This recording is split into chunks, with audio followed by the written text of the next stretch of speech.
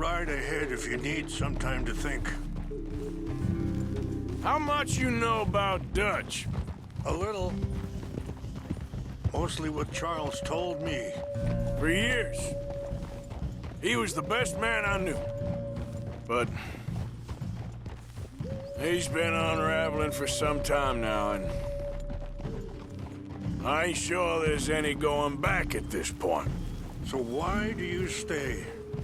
I'd have been dead by 18. Sorry, hold up a moment. That'll have to wait. This is what I was looking for. English mace. Okay, let's continue on. Now, as I was saying, I'd have been dead by 18 if it wasn't for him. He never gave up on me. It ain't something that's easy to walk away from. And he's got all my money. It sounds like you have a lot to work out in your own mind. I don't know why he's getting involved with Eagle Flies, but the two of them together, it's gonna be a problem. It already is. So what are you suggesting we do? The two of them were headed for Fort Wallace when I last saw them. I'll head over there and see if I can keep things from boiling over. Okay. Thank you, Mr. Morgan. You got no reason to thank me yet. Be careful. There are some steep turns up ahead, but the views are beautiful from up here. So, conditions are that bad on the reservation? Yes. This conflict with Colonel Favors and his regiment at Fort Wallace continues to worsen. Many of the elders are sick, and the young feel that any compromise is an admittance of defeat. Yeah, compromise ain't an easy thing to learn. I felt like that once, too. I was there 20 years ago for all the fighting, and I saw where it led. But my people come to me for answers, and I have none. Wait, stop here.